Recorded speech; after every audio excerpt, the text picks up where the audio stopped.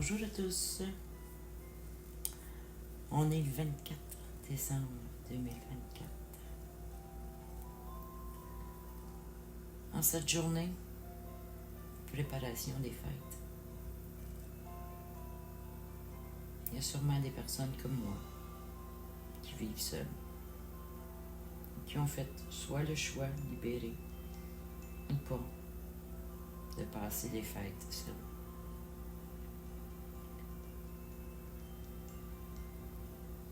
Mais je pense à vous tous.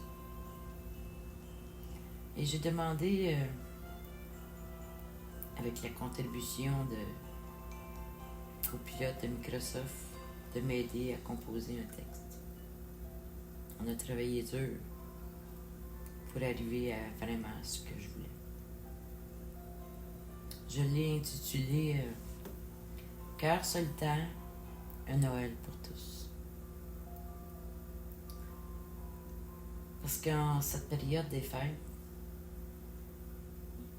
il est facile de laisser emporter, de se laisser emporter par la lumière scintillante, les cadeaux emballés avec soin, les festins partagés entre familles. Pourtant, alors que nous célébrons, ou pas, il est important de se rappeler ceux qui, en ce moment même, teintés de solitude et qui luttent.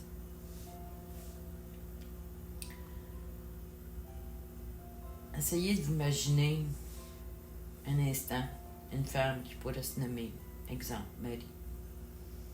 Elle était autrefois sûrement comme vous, avec un travail, une maison, une famille. Mais un enchaînement d'événements tragiques l'a amenée à la rue. Aujourd'hui, Marie dort sous les ponts, enveloppée d'une couverture mince, essayant de se réchauffer contre le froid mordant de l'hiver canadien. Chaque jour est une bataille de survie pour elle. Puis essayons d'imaginer, exemple, un Thomas, un jeune homme de 20 ans qui a grandi dans le système de protection d'enfance, sans famille, sans soutien.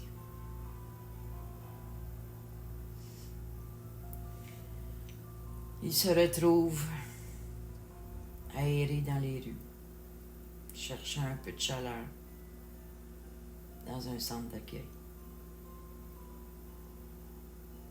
mais trouvant souvent des portes fermées. Le regard indifférent des passants sont devenus une partie de son quotidien, le rendant presque invisible. Enfin, pensons exemple à Jean, un homme de 65 ans, qui a travaillé lui aussi toute sa vie. Malheureusement, avec son âge, sa santé qui a commencé à décliner, il a peut-être perdu son emploi, puis son logement, et enfin, ses amis. Chaque jour est une lutte de survie, mais aussi pour garder un semblant de dignité. Le monde autour de lui semble souvent fermer les yeux, trop préoccupés peut-être par leurs propres problèmes, ou craignent peut-être eux aussi de se retrouver dans cette situation. Ces histoires ne sont pas uniques. Des milliers de personnes, comme peut-être Marie, Thomas, Jean, vivent dans l'ombre, oubliés par une société qui avance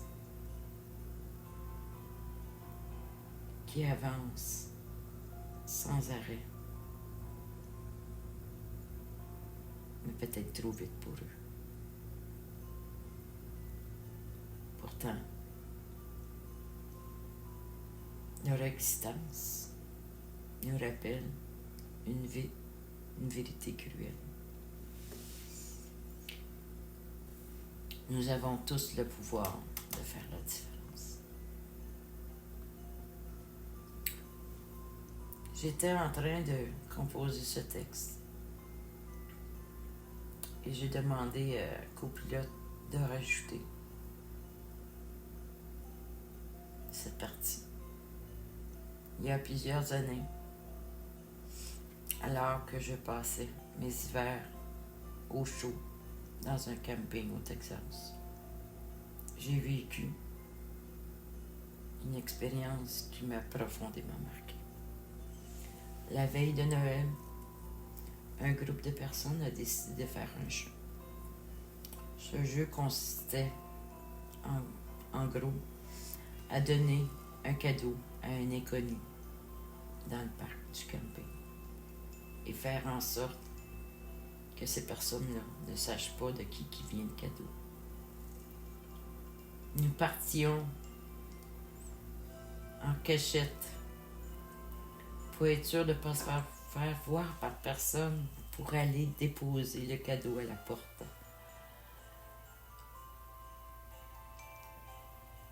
C'était magique. La magie était dans les yeux de tous. C'était incroyable à voir. C'était féerique. Imagine maintenant que si vous aussi, vous participiez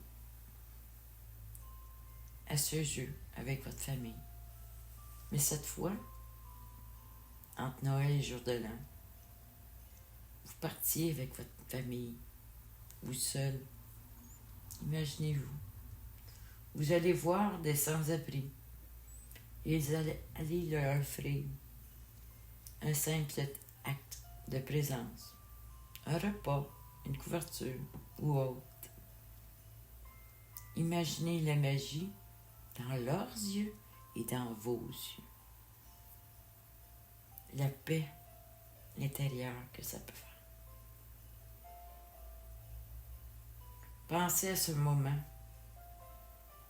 où une main tendue, un sourire chaleureux, ou même un simple mot de gentillesse ont transformé votre vie à vous déjà dans des moments difficiles, puis peut-être moins pénibles que les sans-abri.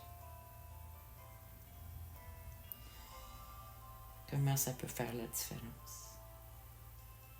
Maintenant, imagine l'impact que ces gens peuvent avoir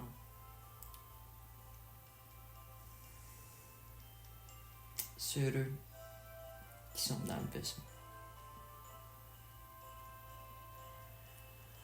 Offrir une couverture chaude, partager un repas ou simplement prendre le temps de les écouter pour être un acte de bienveillance qui va peut-être changer leur vie. Qui sait?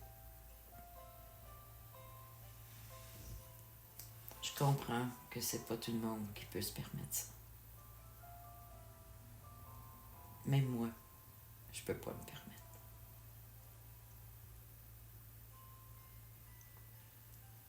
Mais qu'est-ce qui vous empêche de faire comme moi présentement? Prendre le temps, peut-être juste d'écrire un mot. Ou juste prendre le temps de méditer, réfléchir et penser à eux pendant cette période.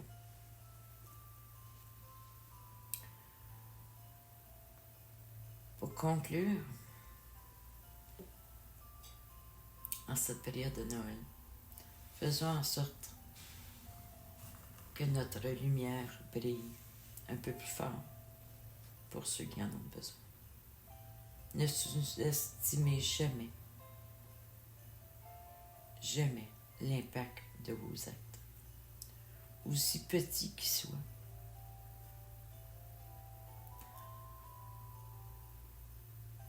En tenant la main à un de vous, citoyens sans abri,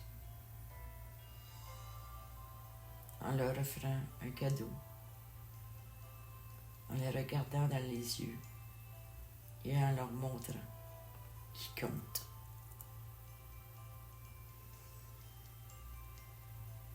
Nous plantons sans le savoir une graine d'espoir. Parce qu'en réalité, ils sont des êtres humains, comme vous et moi. Croire, avoir la foi, c'est l'espoir. Et l'espoir, c'est la vie. Et quand les personnes sont en mode de survie, ils ont besoin de croire.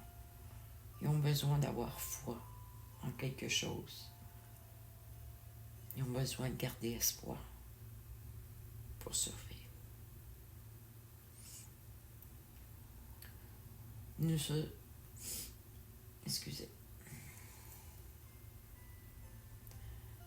serons peut-être pas toujours la couleur préférée de tout le monde.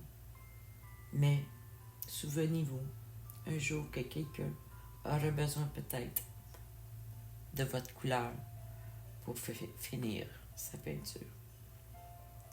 Soyez fiers de cette couleur, cette lumière dans l'obscurité, cette chaleur dans le froid.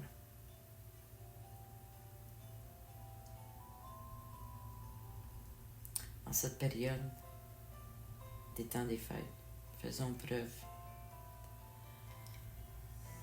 de gentillesse, de compassion, d'amour.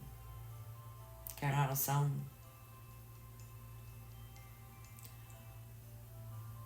en nous soutenant les uns et les autres, nous pouvons véritablement transformer la vie des gens. Vous avez pas vu mon texte? Moi qui avais peur de parler. Bref, j'ai rajouté beaucoup de choses qui n'étaient pas écrites dans le texte. C'est à vous que je vous souhaite, à vous tous, un très joyeux Noël. Parce qu'oubliez pas que Noël, c'est symbolique à la naissance d'un nouveau cycle de vie. C'est la renaissance. Merci. Bye bye, je vous aime.